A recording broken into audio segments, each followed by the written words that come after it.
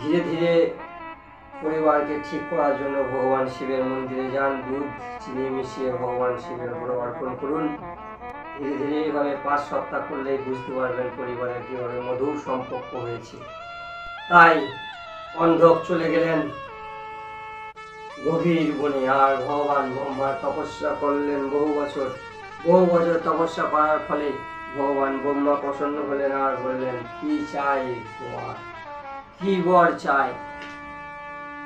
ভগবান ব্রহ্মার কাছে বললেন অন্ধক, হে পিতামহ, আপনি আমাকে বর দিন যেন আমি শক্তিশালী হয়, আমি নেত্রহীন, আমাকে নেত্রহীন থেকে নেত্র দিন, অন্ধকার থেকে আমাকে মুক্তি দিন, আমি অন্ধ, আমাকে অন্ধ থেকে মুক্তি দিন, আর আমাকে এই রাজ্যকে জয় করার জন্য শক্তি দিন,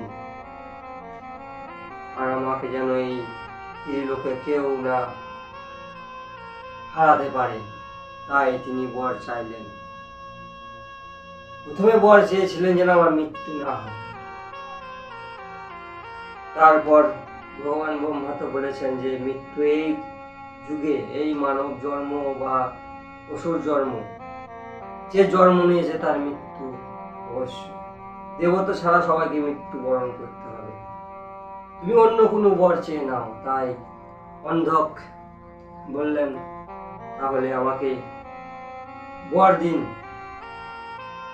আমি যখন নিজের মাথাকে খারাপ দৃষ্টিতে, খারাপ উদ্দেশ্যে দেখব, তখন যেন আমার মৃত্যু হয়, তখন আমার মৃত্যুর কারণ হয়ে ওঠে।